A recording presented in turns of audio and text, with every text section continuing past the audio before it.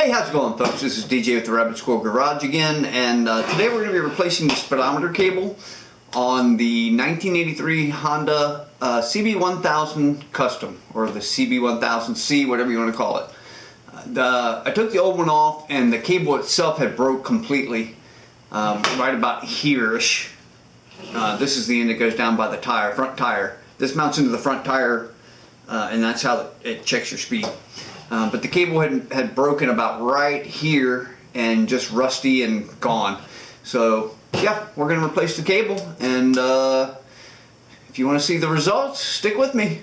You'll be surprised.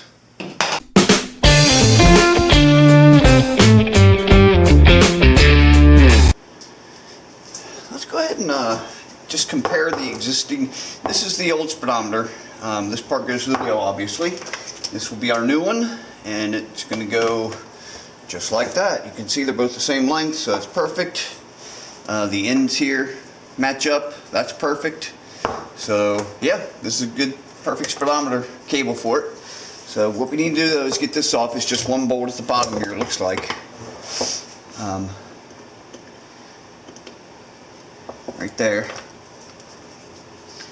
Alright, this should just pull straight out, and it does. So you can see the end here.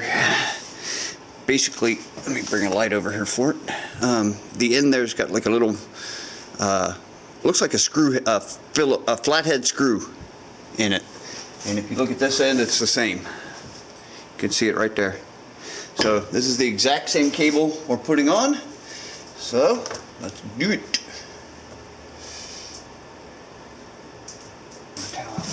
There's a little bit of grime stopping it from going down there and into the hole. So let's wipe that out.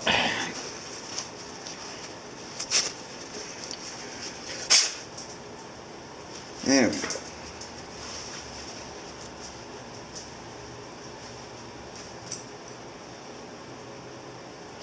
go. Okay. I think I just figured out why the cable broke. I can't even spin that by hand. Look. Let me get a pair of pliers and see here, right here.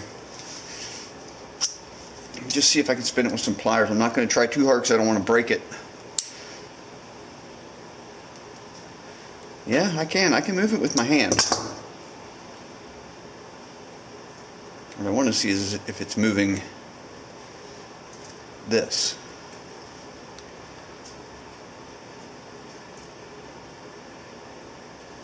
Yeah, see? It needs cleaned up bad, so let's do that.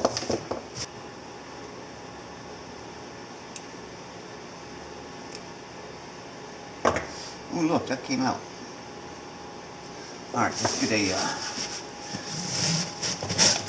just by twisting that little tab, it moved that straight out. So let's get that out of there and have a look at it.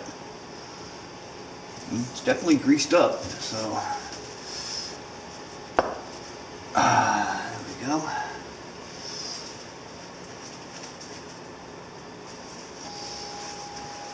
Alright, well, let's look at the teeth on it. I don't know if you can see, but the teeth look good to me. I'm not seeing any issues with them.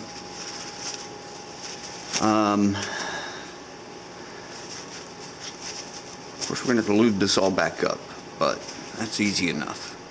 What do you say we toss this all in the, I mean, that, you can see that's the gearing for it. And inside here is just all nasty and got a bunch of grime in it.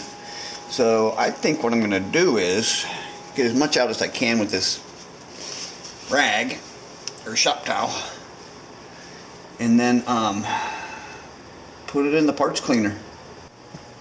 Okay, here we are at the parts cleaner. This is an ultrasonic cleaner, 10 liters. So what I'm going to do is go ahead and just turn the timer or the heat on, and we've got to wait for that to get up to around 40ish or so. Usually 35 is good enough, and this is in Celsius. And once that gets up to temperature, then we'll turn this one on and get the parts going. So it'll basically clean it for 30 minutes. So yeah, let's I'll come back out in half hour or so, and it should be up to temperature.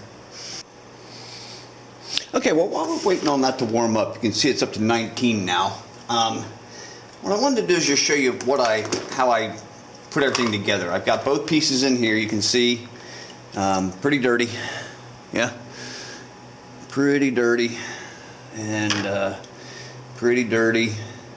So I've got both of them in here, and I've got, I don't know, a little bit of water. But the other thing I use is this. It's Simple Green Heavy Duty Cleaner Pro HD. This stuff works great. So what I do is I just take and fill the rest of the container up with this stuff.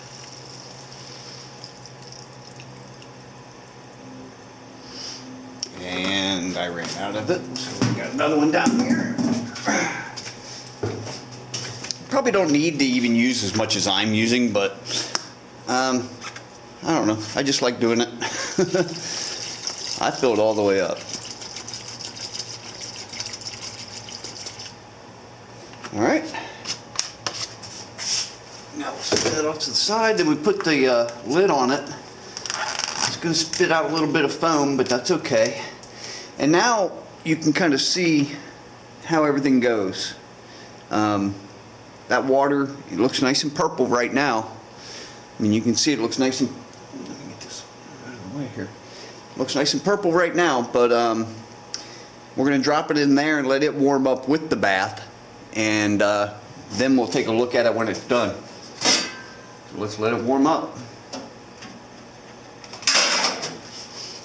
Okay, we'll come back, and it's taking a while to warm up because it's cold out here. So we're at 19 degrees Celsius now. We're going to get to at least 35 is usually where I like to start it out. So yeah, we'll come back out in a little bit. All right, this is showing 25 degrees, but if you feel the water, it's much hotter than that, you can tell. For some reason, this thing just doesn't read accurately. So I'm going to go ahead and start it now and give it about 30 minutes to let it clean those parts. And if it doesn't do that much, then I'll put it in for another 30 minutes. So yeah, here we go. All right, we're going to let that go and come back out in about a half an hour. All right, looks like it's all done, and we're going to go ahead and pull it out of here and just see what it looks like. See what the water looks like, and see what the parts look like. Here's a rag. And I don't know if you remember what the water looked like before, but it was just purple and pretty clear. Now it is dirty, dirty, dirty. And there's stuff floating in there, so let's see what it is.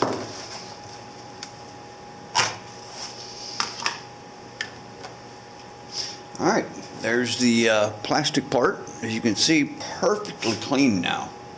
Perfectly clean. And here's the middle part. Also, oh yeah, it moves 1,000 times easier now. And yeah, good to go. There's still a little bit of stuff in there, but I'll take a paper towel and a shop towel and wipe that all out. But you can see it did much better on the rest of it. So there it is. We're ready to put that back together and put it back on the bike. So, all right. I'm gonna take this in the house, and before I do anything, I'm gonna take this in the house and just rinse them off and let them dry for a bit, because they're covered in cleaning agent right now. So, okay. Well, here's the old cable, and as I showed you, it was broken. So this piece just comes right out. See, and I think what had happened was that the gearing for the speedometer got locked up, and that's what snapped the cable itself. Because I mean, it looks a little bit rusty, but it's just surface rust. But I think what happened was this got locked up and it snapped the cable. So this is our old cable. We're done with it. Put it off to the side, and this is our new one. So we are ready to go ahead and install it on the gear. But first I want to put some lube in there for that gear. Now everything moves nice and smooth and easy. So yeah, we're done. Now let's see if we can get the speedometer put back on. It goes there. Oops. Put the screw back in.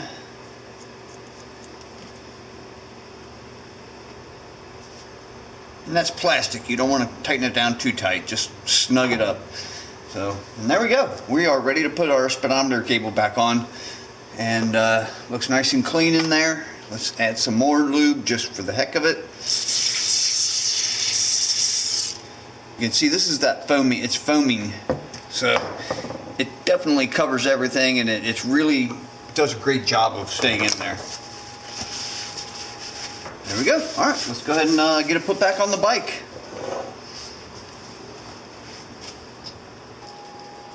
Okay, so we've got our new speedo cable ready to be installed, and I'm going to start with the top, and then the bottom we're not going to put on right now because I still have to paint the front fender, and I have to take the wheel off for that. So we're not going to be putting the wheel on, but we can definitely see that it works now.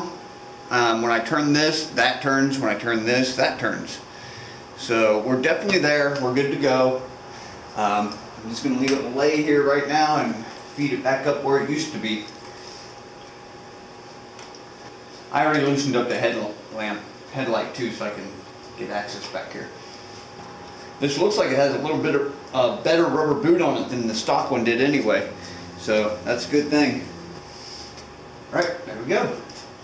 Now, since we got this here, I'm going to you know what I should do is see if my speedometer is going to move.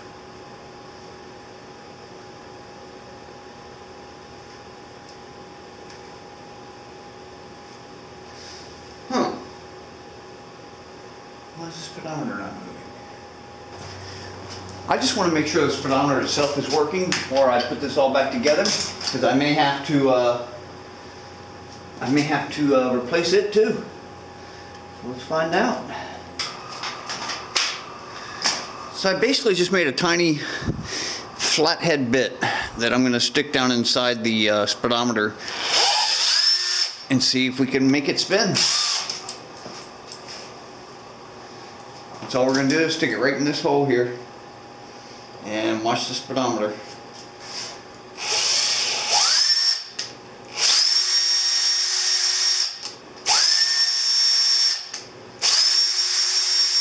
Yeah, the speedometer's not moving no matter which way I turn it.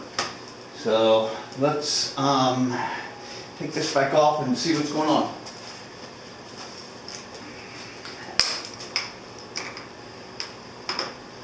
Pull the speedo itself off now. The electronics. Let's pull the bulb out.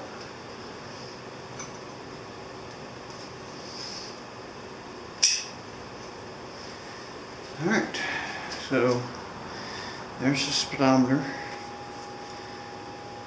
Looks like it's bent up. Yeah, see, it's got a huge dent in it right here. I don't know if you can see that. It's got a dent in it. There we go, right there. That's a dent. The handle to change it is locked up, and I think the whole speedometer is just bad. We're going to try one last thing with the speedometer, and what we're going to do, this is the old cable that's broken, so we're not too worried about, you know, messing it up because it's no good. So we're going to clip that a little bit and then attach it to the drill and see if we can't get the speedometer to work that way.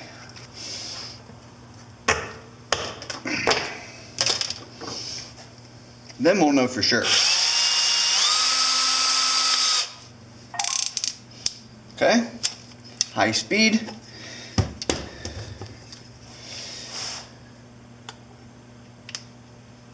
We are definitely in the slot, so let's see what happens.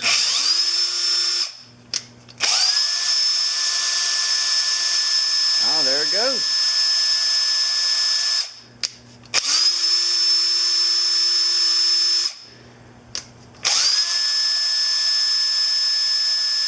You notice how it's going up?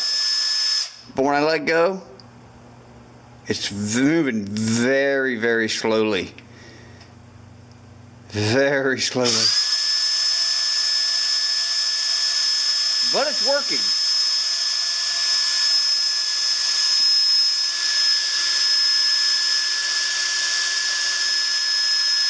I mean, it is working. But there's no doubt we need a new speedometer.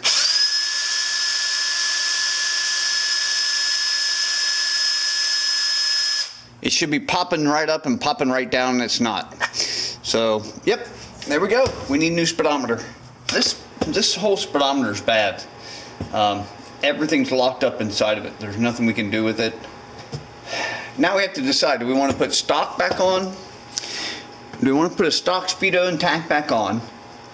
Or do we want to remove the entire dash and put a whole new digital speedometer on?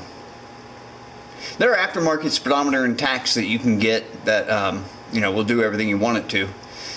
And I think we might be at that point. Okay, so this is what the dash looks like now. We're gonna have to, I think if we replace it all, we're gonna have to replace the key and all the lights.